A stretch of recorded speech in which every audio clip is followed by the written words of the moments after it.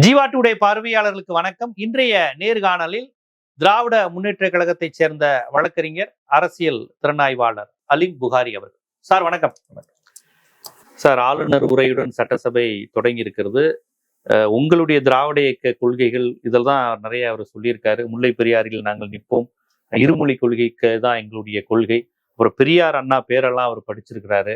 இந்த மாதிரி பல்வேறு விஷயங்களை பார்த்து தாவேக்காவினர் பார்த்தீங்களா, எங்களை பாஜகவுடைய கைப்பாவே அப்படி இப்படிலாம் சொன்னீங்க, ஆனா ஆளுநரை இப்படி திராவிட கொள்கைகளை தானே படிக்க வச்சிருக்கோம் நாங்க அப்படின்னு சொல்லி சமூக வலைதளங்களை தங்களுடைய கருத்துக்களை பதிவு செஞ்சுட்டு வர்றாங்க. நீங்க எப்படி பாக்குறீங்க? அதாவது நம்ம ஏற்கனவே பல முறைகள் வந்து சொல்லிட்டு வரேன். நான் என்னன்னா, நேரடியாக திராவிட கொள்கைகளை டிசோன் பண்ணிட்டு நம்மளால நிக்க முடியாது. நின்னா நாம வந்து பாஜகவுக்கு கிடைத்த அடிதான் நமக்கும் கிடைக்கும், மற்ற கட்சிகளுக்கு கிடைத்த நிராகரிப்பு, சீமானுக்கு கிடைத்த நிராகரிப்பு தான் நமக்கும் கிடைக்கும் என்பதை துல்லியமாக ஆராய்ந்து விட்டு. ஏன்னால் விஜய் அவர்களுக்கு கொள்கை கோட்பாடுன்னு ஒன்றும் கிடையாது. கொள்கை கோட்பாடுன்னு எதுவும் கிடையாது. ஆட்சிக்கு வரணும், அதுல நிலைச்சிருக்கணும். அதுக்கு என்ன செய்ய முடியுமோ எல்லாத்தையும் செய்யலாம்னா நம்ம எல்லாத்தையும் பார்த்துட்டோம். நடக்காத விஷயங்களுக்காக திமுகவை குற்றம் பிடிக்கக்கூடிய யாரும் விஜய் நடத்தி கொண்டிருக்கக்கூடிய ஜனநாயக படுகொலையை பத்தி என்னைக்குமே பேசினதில்லை. அது அதிமுக உள் விவகாரங்களை தலையிட்டதாக இருக்கட்டும், அவர்களை கட்சியை உடைத்ததாக இருக்கட்டும், எல்லாத்துலேயுமே மன்னார்குடி எம்எல்ஏ வாங்கினதாக இருக்கட்டும், இப்படி எல்லாமே அவர் செய்யறது எதை காட்டுகிறது என்றால், ஆட்சிக்கு வருவதற்கு எவ்வளவோ பொய் இப்போ அம்பலப்பட்டு வர்றார். எல்லாமே பொய் தான் அப்படின்னு. ஆட்சியில் வருவதற்கு எந்த பொய்யை வேணாலும் சொல்லலாம், வந்த ஆட்சியில நிலைத்திருப்பதற்கு எந்த எல்லைக்கும் செல்லலாம். இதுதான் விஜயுடைய கொள்கை. மற்றபடி அவருக்கு திராவிடம் அதெல்லாம் இல்லை. அப்ப அந்த ஆட்சியில வர்றதுக்கு எந்த பொய் வேணா சொல்லலாங்கிறது இன்னொரு பொய் தான். தன்னை ஒரு பெரியாரியவாதியாகவும் திராவிடவாதியாகவும் அவர் காட்டிக்கொண்டு மக்களை திசை திருப்புவதற்கு இந்த பக்கம் இது ஓடிட்டு இருக்குது. ஆனா நியாயமா என்ன நடந்துகிட்டு இருக்குது? இவர் பாட அவர் ஆட அப்படின்னு இருக்குது. ஆளுநருக்கும் இவங்களுக்குமான தொடர்பு என்பது இவர் பாட அவர் ஆட பார்க்க ரொம்ப அழகா இருக்குது அப்படின்னு. நம்ம அர்லேக்கர் வந்து இவருக்கு சற்றிலும் குறையாதவர் தான் வந்து ஆர் என் ரவிக்கு சற்றும் சளைக்காதவர் தான் அர்லேக்கர். கேரளாவில் இதே போல பிரச்சனைகள் வந்தபோது பாலிசி ஸ்பீச்சை வந்து கொடுக்கும்பொழுது கேரளா கவர்னர் ஆகும்போது என்ன பண்ணாரு அப்படின்னா, கஸ்டமரி ஓப்பன் பாலிசி ஸ்பீச்சை வந்து எடிட் பண்ணி பேசினார். ஆர் என் ரவிக்கு தெரியாதது ஒன்றும் இவருக்கு தெரிஞ்சது ஒன்றும் ஆர் என் ரவிக்கு தெரியாது, ஆர் என் ரவிக்கு தெரிஞ்சது இவருக்கு தெரியாதுன்னு கிடையாது. அப்படி எடிட் பண்ணி பேச தெரிஞ்ச இவருக்கு அண்ணா பெரியார் பேச்சை வந்து இப்ப எடுத்துக்கிட்டாரு. அப்ப வேணா வந்து திராவிடவாதியா மாறிட்டாருன்னு எடுத்துக்கலாமா? அதை ஓப்பனா டிக்ளேர் பண்ண முடியுமா? ஒரு RSS காரர் பெரியார் மாறிட்டாரா? அவர் சொல்லுவாரா? அது விஷயம் இல்லை. அடிப்படையில் இங்கு ஏதோ ஒரு இடத்தில் சமரசம் செய்யப்பட்டிருக்கிறது. அது நேஷனல் ஆந்தமும் இதுவும் சேர்ந்து வாசிக்கப்பட்டதுல தெரிஞ்சுக்கலாம். பேசிக்கா ஒன்னொன்னு இழந்துட்டு வர்றேன்னு இது வந்து அவ்வளவு இலகுவா, அவ்வளவு லேசாவா இது நம்மளுடைய கைகளுக்கு வந்தது. 1970 இதை வந்து கட்டாயமாக்குவதற்கும் 2021 இந்த தமிழ் தாய் வாழ்த்து, ஏன்னா வரலாறு தெரியாதவங்க வந்து ரீல்ஸுக்கும் மீம்ஸுக்கும் தானே இன்னைக்கு காலம் ஓடிட்டு இருக்குது.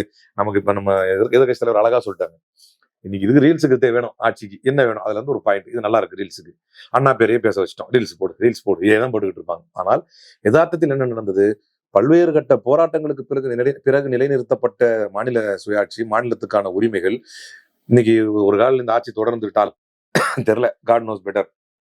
இந்த ஆட்சி தொடர்ந்துட்டா சுதந்திர தினம் அன்னைக்கு ஒரு கொடியேற்றினார்னா அன்னைக்கும் தெரியும் இது திராவிட இயக்கங்கள் கொண்டு வந்த, திராவிட முன்னேற்ற கழகம் கொண்டு வந்த உரிமை தான் இது, இல்லைன்னா கவர்னர் தான் ஏத்திட்டு இருந்திருக்கணும், நம்ம இன்னைக்கு கொடியேற்றுறோம் அப்படின்னு. அது கூட ஏதாவது புது கதையை கொடுப்பாங்க. இல்ல, எங்க சிஎம் பாத்தீங்களா ஆளுநரை ஏத்த விடாம இந்தியாவில் முதல் முறையாக எல்லாமே இந்தியாவிலே முதல் முறையாக சிஎம் வந்து கொடியேற்றுறாரு அப்படின்னு சொன்னாலும் சொல்லுவாங்க. அப்ப 1970 முத்தமிழறிஞர் கலைஞர் இதை வந்து கட்டாயமாக்கி தமிழ் தாய் வாழ்த்து வந்து 55 செகண்ட் இதை வந்து பாடலை வந்து கட்டாயமாக்கினார்.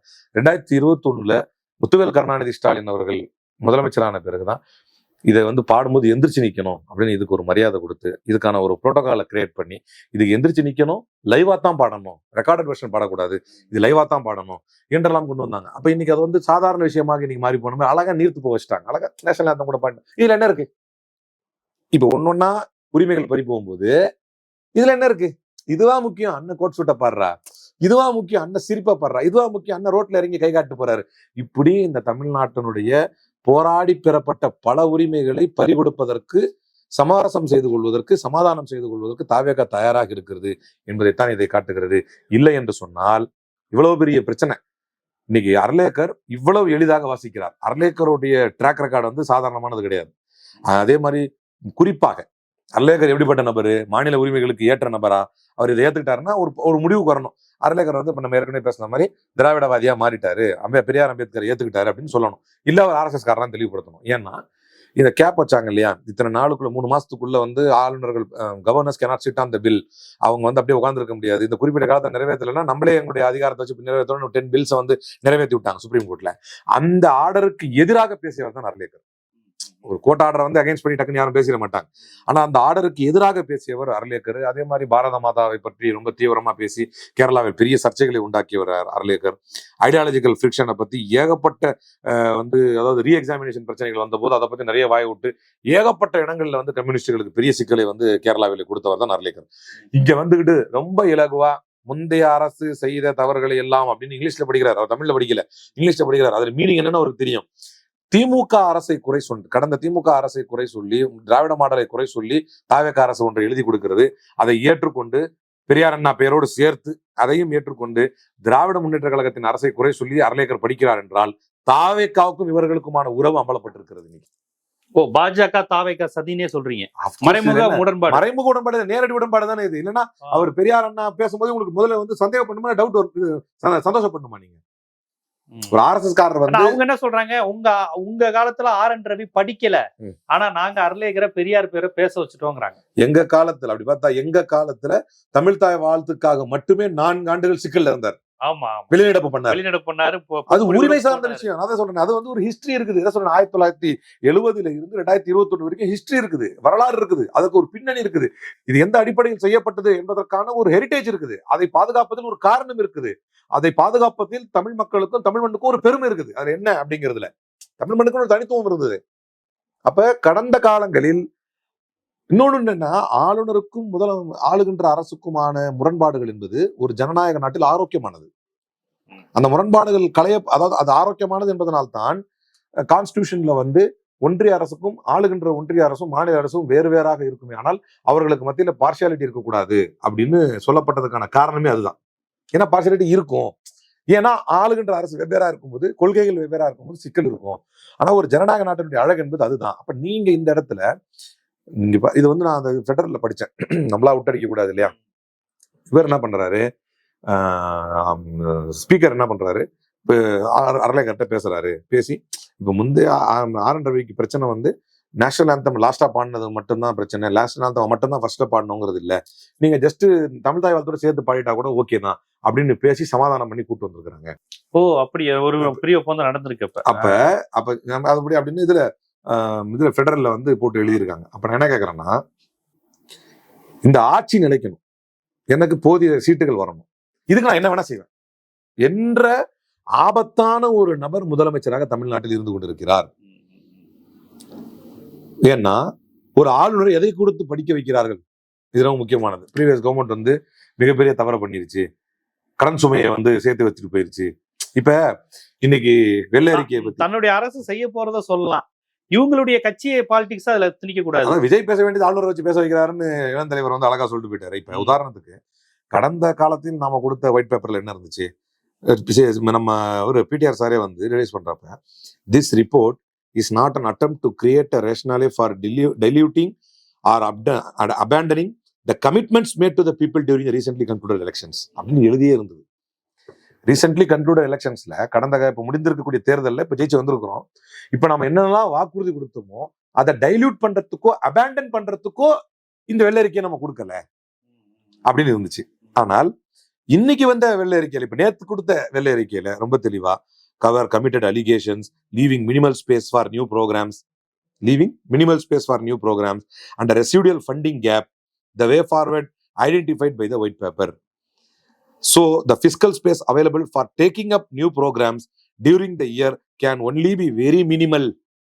சொல்லிட்டீங்கல்ல, எதிர்காலத்தில் திட்டங்கள் கொண்டு செல்ல முடியாத அளவுக்கு நெருக்கடிகள் இருக்கிறது அப்படின்னு ஒரு ஒயிட் பேப்பர் கொடுக்கிறது. எல்லா ஆட்சி மாறி வரும் பொழுதும் எந்த இடத்துல நம்ம நிக்கிறோம் அப்படின்னு காட்டுறதுக்கு மட்டும்தான். ஆனால் அந்த வெள்ளை அறிக்கையே மீண்டும் ஒரு முறை பழிபோடும் அறிக்கையாக மாத்தி ஒன்ஸ் அகைன் பிளேம் கேம், மேல பழிய போடு, விக்டிம் கார்டு, எங்களுக்கு தெரியாது, நாங்க எதுவுமே. அதே வெள்ளை அறிக்கையில கடன் வாங்குவதற்கான கெப்பாசிட்டி தமிழ்நாட்டுக்கு இருக்குன்னு அதே அவங்க வெள்ளை அறிக்கையிலே வருது. கடன் வாங்குறதுக்கான கெப்பாசிட்டியை தாண்டி எல்லாரும் ஒன்றை வந்து குறிப்பிட மறுக்கிறார்கள். இந்த கெப்பாசிட்டியை தாண்டி ஒரு முக்கியமான செய்தி ஒன்று இருக்கு. போஸ்ட் கோவிட்ல வந்து இந்த கடனை பொறுத்த வரைக்கும், போஸ்ட் கோவிட்ல என்ன அதிகமாயிருச்சு, உயர்ந்துருச்சு, டபுள் ஆயிருச்சு.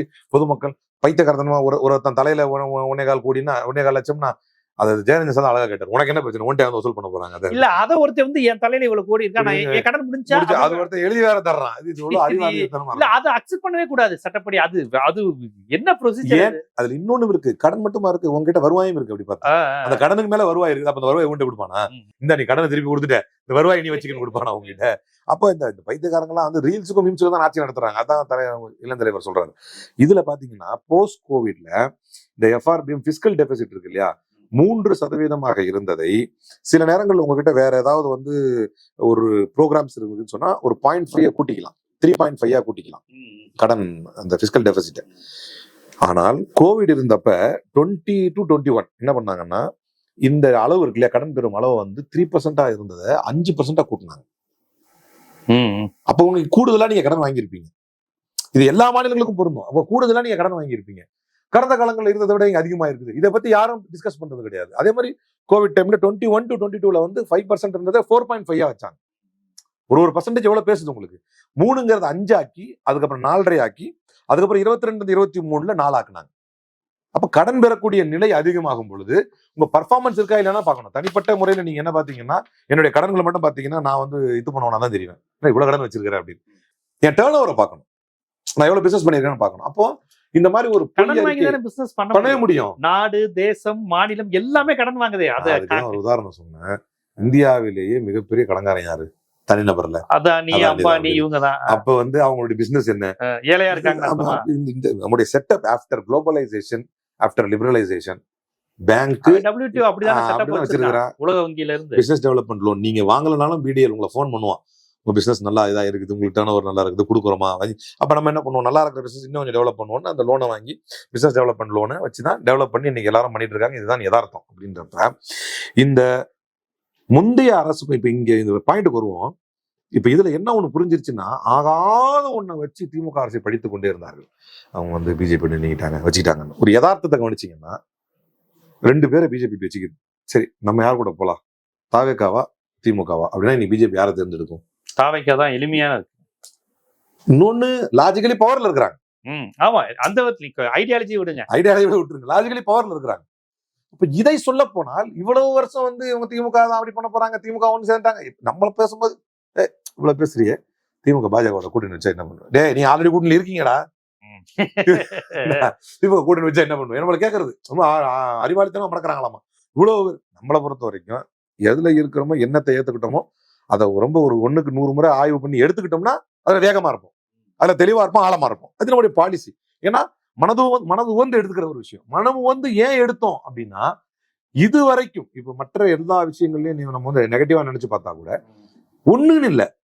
அன்னைக்கு இவரு பேசுறாரு, துக்ளக்கு குருமூர்த்தி பேசுறாரு NDTVல, சிவரூர்கிட்ட பேசும்போது சொல்றாரு, அவரே சொல்றாரு, இனிமே நாங்க கூட கவனிக்கிறோம், கரூர் இன்சிடென்ட்டுக்கு பிறகு அவர் நம்மள ஒரு முறை கூட ஆரம்பத்துல கொள்கை எதிரின்னு பேசினாரு, அதுக்கப்புறம் ஒரு இடத்துல அதை கூட மென்ஷன் பண்ணி பேசுறது இல்லைன்னாரு. யோசிச்சு பாருங்க, அந்த கொள்கை எதிரி அப்படிங்கறத கூட அழுத்தி அவர் பேசுறது கிடையாது. என்னென்ன கொள்கைகளை நீங்க எதிர்க்கிறீங்க அப்படிங்கறது சொல்றது கிடையாது. இங்க ஒரு பக்கம் ஒவ்வொரு உரிமைகளாக நீங்கள் பறி கொடுத்து வருகிறீர்கள். அது வந்து பக்ரீத் மேட்டரா இருந்தாலும் சரி, அதுல சத்தமே இல்ல, எந்த அமைச்சர் எந்த கருத்து கடைசி வரைக்கும் சொல்லல. இவர் வந்து முஸ்லீம் லீக் வந்து ஒரு பெட்டிஷன் எப்ப 2 நாள் கழிச்சு வந்து நாங்க அப்பீல் போறோம்ன்றாங்க. போயிட்டாங்களா? அப்பீல் என்ன நம்பர் ஆயிருக்குதா? ஏதாவது விளக்கம் இருக்குதா? இந்த நிலைமையில தமிழ்நாட்டை விட்டு வச்சிருக்கிறாங்க. அப்போ திருப்பரங்குன்றம் இஷ்யூ வருது, அது ஒரு பம்பாடிங் இஷ்யூ. அந்த இஷ்யூ வரும்போது நீங்க வந்து என்ன இஷ்யூ எப்படி தெளிவா சொல்லணும்? இது இப்படி ஒரு தீர்ப்பு வந்திருக்கு, இந்த தீர்ப்பை அரசு இப்படி பார்க்கிறது, இப்படி பார்க்கல, இப்படி எதிர்கொள்ளல. அதை சொல்றதை விட்டு 2 வருஷத்துக்கு முன்னால என்ன நிலைப்பாடோ அந்த நிலை தொடரும்னா பார்த்து தம்பி மெல்ல, ஏன்னா செவத்துக்கு வலிக்குங்கிற மாதிரி முலாம் பூசுற மாதிரி இருக்கணும், பூசாத மாதிரி இருக்கணும் அப்படின்னு நீங்க தெளிவாக தான் ஆரம்பத்துல ஒரு பாயிண்ட்டுக்கு வர்றேன். இவர்களுக்கு தெளிவாக தெரியும், திராவிட கொள்கையை பேசாமல் நம்ம இந்த மக்கள் ஏற்க மாட்டார்கள். விஜயுடைய பாலிசி வந்து, நான் இப்படி கூட வர்றேன், அவர் வந்து எக்ஸ்ட்ரீம் வந்து ஒரு ரைட் லெவல்ல இருக்கிறாரு, அவர் வந்து RSS இன்னொரு கள்ள குழந்தை, திருமாவளவன் சொன்னாலும் கூட நான் போக விரும்பல. But one thing is for sure, Vijay has got no rules, Vijay has got no ideology. The only thing he wants is to remain in power. அவ்வளவுதான். இவன் தான் கொள்கைவாதி விட ஆபத்தானவன். ஏதாவது ஒரு கொள்கை, நல்லதோ கெட்டதோ கொள்கை வச்சிருக்கான் இல்லையா, அவனை விட ஆபத்தானவன் யார் என்றால், எந்த நிலையிலும் அதிகாரத்தில் தன்னை தக்க வைத்து, மோடிக்கும் RSSக்கும் பிரச்சனை வந்தது அங்கதான். கொள்கையை தாண்டி தன்னை முன்னிலைப்படுத்தி அதிகாரத்தை தக்க வைத்துக் கொள்ள வேண்டும் என்று மோடி நினைக்கிறார் ஆமா, அது அப்படிங்கிற RSS என்ன ஐடியாலஜி. ஐடியாலஜி. இது ஹீரோ வர்ஷிப் போகும்போது விரும்ப மாட்டாங்க. ஆனாலும் அவன் தட்டி தட்டி வச்சுக்கிறான். அது கரெக்டா மட்டும் இல்ல, ஒரு நான் பிராமின் எப்படி சார் RSS லிமிட்டுக்கு மேல போற போறது? விரும்புவாங்க. ஆனா அங்க இஷ்யூ வர்றது அங்கதான். இப்ப அந்த ஆபத்தான ஒரு மனிதராகத்தான் விஜய் தென்படுகிறார். அவரை எவ்வளவு இயலுமோ அவ்வளவு விரைவாக அரசியல் களத்திலிருந்து அப்புறப்படுத்த வேண்டியது தமிழ் மக்களுடைய தலையாய கடமை. ஏன்னா போராடி பெற்ற உரிமைகள், தமிழறிஞர் கலைஞர் காலத்துல இருந்து இன்னைக்கு நம்ம முத்துவேல் கருணாநிதி ஸ்டாலின் காலம் வரை ஒவ்வொரு விஷயங்களும் திராவிட இயக்கங்களும் திராவிட கட்சிகளும் தான் போராடி பெற்றிருக்கிறது. ஜெயலலிதா அவர்களுடைய விஷயங்கள் ஒரு ஒரு சின்ன சின்ன மாற்றங்கள் தானே தவிர அவர் கொள்கை ரீதியா அதை எடுத்துக்க மாட்டாங்க. அவங்க எப்படி எடுத்துக்குவாங்கன்னா அதோட பர்சனல் பிரச்சனையா தான் எடுத்துக்குவாங்க. ஈகோ, அவங்க பொறுத்த வரைக்கும் அந்த ஈகோவா தான் பார்ப்பாங்க.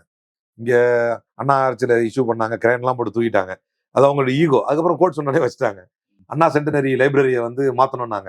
அப்புறம் கோர்ட்ல இருந்து சொன்ன உடனே இது பண்ணாங்க, கண்ணகி சிலை கூட இஷ்யூ பண்ணாங்க. அதுக்கப்புறம் இப்ப அங்கதான் வச்சிருக்காங்க. அதே மாதிரி புக்ஸ்ல சமச்சீர் கல்வியில இது உடனே பிளாக் பண்ணாங்க. அதுக்கப்புறம் கோர்ட் சொன்ன உடனே மாத்தினாங்க.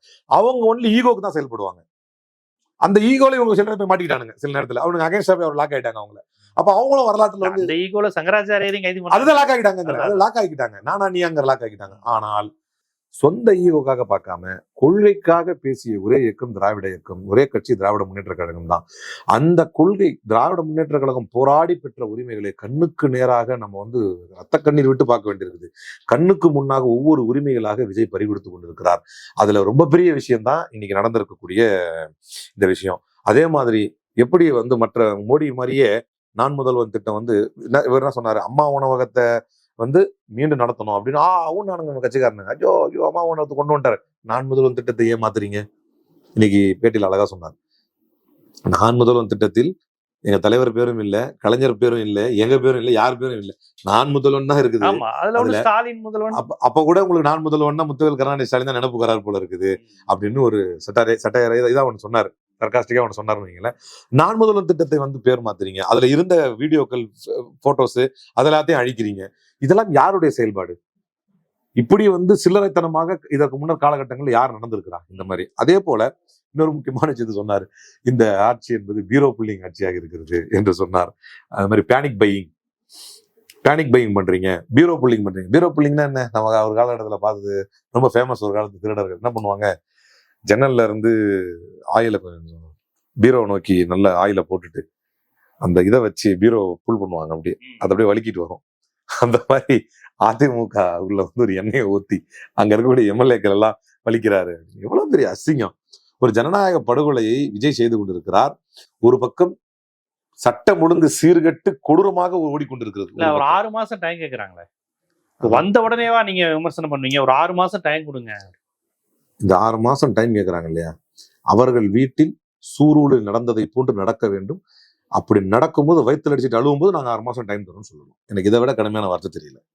எப்படி 6 மாசம் நீ நீங்க நம்ம ஒரு பிசினஸ் பண்றோம், நானே ஒரு பிசினஸ் ரன் பண்றேன், ஆக்டிவா நல்ல எஃபெக்டிவா போய்கிட்டு இருக்கு. ஓகே, ஒரு மாற்றம் வரட்டும், இன்னொரு ஆளை போடுவோம், நமக்கு வயசாயிருச்சு அப்படின்னு ஒரு ஆளை போடுறோம். போட்ட அவர் இப்படி போயிட்டு இருந்த பிசினஸ் அப்படியே இறக்கி விட்டாரு கீழே. அப்போ சொல்றாரு, ஏங்க இப்படி நடந்துட்டு இருக்கு அப்படின்னு கேட்டா, இல்ல கொஞ்சம் டைம் தாங்க அப்படின்னா என்ன செய்வோம்? டைம் ஆகுது, ஏதாவது தள்ளி போடா, நல்லா இருக்கிறது ஏன்டா கெடுக்கிறேன். நல்லா ஓடிட்டு இருந்த மாநிலத்தை எனக்கு பண்ண முடியல, டைம் வேணும்னா டைம் கேட்கக்கூடிய ஆள் நீ எக்ஸ்பீரியன்ஸ் ஆயிட்டு வந்திருக்கணும். நீ அதுக்கான பழக்கப்பட்டு தான் களத்துக்கு வந்திருக்கணும். ஆட்சியை நடத்துவதும் ராணுவமும் ஒண்ணு. அங்க போய் களத்துல நின்றுட்டு எனக்கு டைம் கொடுங்க, போலீஸும் ஒண்ணு. மரணம் இல்ல, அதுக்கப்புறம் நாட்டுடைய பாதுகாப்புக்குரிய அந்த மாதிரி ஒரு உதாரணத்தோடு சொல்றாங்க. ராணுவத்துக்கு போறது, ஒரு போலீஸ்ல வர்றது, என்ன ட்ரைனிங் இருக்கோ எல்லாத்தையும் அங்கேயே எடுத்துக்க. இங்க வந்தா சல்யூட் வைக்கிறது பரேடு போறதுல இருந்து ரோல் கால் எடுக்கிறதுல இருந்து எப்படி ஃபாலோ ஆகணும் எல்லாமே உனக்கு தெரிஞ்சிருக்கணும், எல்லாத்தையும் கரெக்டா தெரிஞ்சிருக்கணும். இல்ல அப்படின்னா உனக்கு எடுத்த ட்ரைனிங் என்னதான் கேட்பாங்க. அப்போ அரசியல் களத்தில் அனுபவம் இல்லாதவர்கள் நான் அனுபவப்பட்டுக் கொள்வதற்கு எனக்கு நேரம் தாருங்கள் என்று சொல்வதை விட ஒரு கேலி கூத்து, கேவலம், அவலம், அசிங்கம் எதுவுமே இருக்க முடியாது. அந்த அசிங்கத்தை விஜய் செய்கிறாருன்னா அவர் தான் அப்படி செய்யறாருன்னா நான் சட்டம் ஒழுங்கை வச்சு கம்பேர் பண்ணி சொல்லிடுவேன். எங்க வீட்டுல ஒரு சூலூர் நடந்தா நான் நேரம் கொடுப்பேனா? எங்க வீட்டுல ஒரு ஸ்ரீவைகுண்டம் நடந்தா நான் நேரம் கொடுப்பேனா? எங்க வீட்டுல ஒரு ஆலந்தூர் வேம்புலிக்கு நான் நேரம் கொடுப்பேனா? எங்க வீட்டுல ஒரு சேலத்துக்கு நான் நேரம் கொடுப்பேனா? இப்ப எங்க வீட்டுல ஒரு இப்ப இது நடந்துகிட்டு இருக்கு பாருங்க, கலைஞர் ஊர் என்ன ஒரு திருவாரூர்ல காங்கிரஸ் தாவேகா நிர்வாகி பாலியல் குற்றத்தை மட்டும் ஓடிட்டு இருக்குது.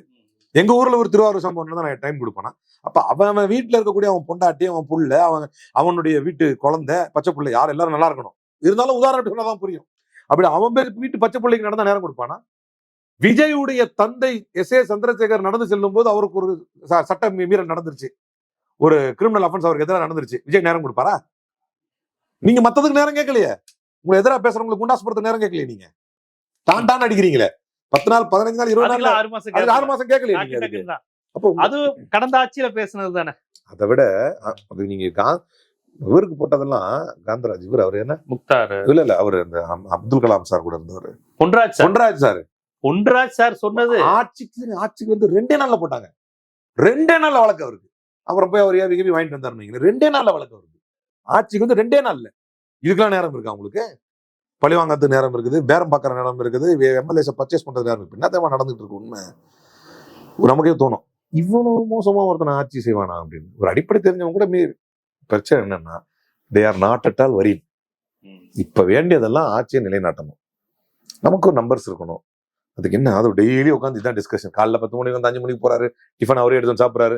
முழு நேரம் என்ன பண்ணிட்டு இருக்காரு அப்படின்னா, இந்த ஆட்சியை நம்ம தக்க வைக்கிறதுக்கு என்ன பண்ணணும், எத்தனை பேரை விலைக்கு வாங்கணும், எத்தனை பேரை ரிசைன் பண்ண வைக்கணும், எவ்வளவுக்கு யாருக்கு எவ்வளவு டிஸ்ட்ரிபியூட் பண்ணணும், இடைத்ததை வந்து அதை எப்படி எதிர்கொள்ளணும், என்ன பொய் சொல்லணும், யார் மேல பழி போடணும், இதையே யோசிப்பதனால்தான் லாஸ்ட் பட் நாட் லீஸ்ட் நம்ம பாயிண்ட்டுக்கு வருவோம். இதையே யோசிப்பதனால்தான் சரி இதுல ஆளுநர் வேற இந்த ஆளுநருக்கு என்ன பிரச்சனை இல்லைங்க, இது மாதிரி தமிழ் தாய் வாழ்த்தோடு சேர்த்து கூட நீங்க நேஷனல் ஆந்தம் பாடிடுங்க, நான் ஒத்துக்கிறேன் அப்படிங்கிறார். அதை கொடுத்துறியா போயா இப்படின்னு எல்லாத்தையும் காம்ப்ரமைஸ் பண்ணிட்டு போறாங்க. என்ன ஒரே காரணம், I have to remain in power. அப்பதான் முத்தமிழர் கலைஞர் சொன்னது ஞாபகம் இருக்குது, ஆனது ஆகட்டுமே, இந்த ஆட்சி தான் போகட்டுமே, மகுடமில்லா வாழ முடியா மனிதர்களானாம், மகுடமின்றி வாழ முடியா மனிதர்களானாம், பிறக்கும் பொழுதே சிம்மாசனத்துடன் பிறந்தோம், சிசுவில் இருந்து பிறக்கும் பொழுதே சிம்மாசனத்துடன் பிறந்தோம், சீதை வில்லுடன் பிறந்தது போல. ஆட்சியில் இருப்பினும் இல்லாதிருப்பினும் தன்மானம் உயிரின மதிப்போம், தமிழர் இனமானம் என்றுமே காப்போம் அப்படின்னாரு. இப்போ முதல்ல நீங்க வந்து ஒரு ஆக்டிவிசம்ல இருந்து வரல, நீங்க ஆக்டிங்ல இருந்து வந்திருக்கீங்க, ஆக்டிவிசம்ல இருந்து வரல. உங்களுடைய அடிப்படையே தப்பா இருக்குது. நீங்க வந்து போராடி வரல, ஒரு கொள்கை பின்புலத்திலிருந்து வரல, ஒரு கொள்கையை முன்னிறுத்தி அதுக்காக போராடி அதுக்காக அடிபட்டு வதைப்பட்டு சிறைப்பட்டு பிரச்சனைகளை சந்தித்து அதற்கான இழப்புகளை சந்தித்து நீங்க வந்திருந்தீங்கன்னா இதனுடைய மீனிங் உங்களுக்கு தெரிஞ்சிருக்கும். இதை வர வைக்கிறதுக்கு நம்ம என்னென்னலாம் இழப்பு கொடுத்துருக்கிறோம் அப்படிங்கிற ஒரு அர்த்தம் புரிஞ்சிருக்கும். இதெல்லாம் இல்லாதனால என்ன பிரச்சனை, ஆட்சியில் இருக்கணும். இங்கே தலைகீழ எமர்ஜென்சி அறிவிச்சிட்டானா என்னங்க பண்ணணும், பம்பரமா சொல்லு, கலைச்சிருவான், கலைச்சு காட்ட சொல்லு, கலைக்க சொல்லு. அப்படி அப்ப எங்களுக்குன்னு சுயாட்சி இருக்கே, நீ எமர்ஜென்சி அறிவிச்சிட்டா நாங்க விட்டுருவோமா, நாங்க கலைச்சு காட்டு, கலைங்கிற அப்படின்னு. இந்தியாவிலேயே ஒரு மாநிலத்தில் எமர்ஜென்சி காலத்தில் தொடர்ந்து கண்டன பொதுக்கூட்டங்களும் போராட்டங்களும் நடந்தது அது தமிழ்நாட்டுல தான். அப்படின்னா இதுக்கு ஒரு மீனிங் இருக்கு. இருக்கிற ஆட்சியை நீ கலைச்சு பாருன்னு கலைக்க வச்சார் கலைஞர். ஆனால் களைய வேண்டிய ஆட்சியை தக்க வைப்பதற்காக எந்த எல்லைக்கும் சென்று பெறப்பட்ட அனைத்து உரிமைகளையும் சமரசம் செய்பவர் விஜய். வரலாற்றில் கரும்பக்கத்தில் இடம்பெறுவார். கண்டிப்பா. அர்லேக்கர், ஆளுநர், தமிழ்தாய் வாழ்த்து, தேசிய கீதம், பாஜக, இன்றைய சூழல் எல்லாவற்றையும் ரொம்ப விரிவா நுட்பமா பண்ணிருக்கீங்க. எதிர்கட்சியா என்னெல்லாம் செய்யறோம், செஞ்சுக்கிட்டு இருப்போம், கடந்த காலத்துல என்னெல்லாம் செஞ்சிருக்கோங்கிற அந்த பாஸ்டையும் தொடர்புபடுத்தி ரொம்ப விரிவாகவே மக்களுக்கு எடுத்து வச்சிருக்கேன். நன்றி.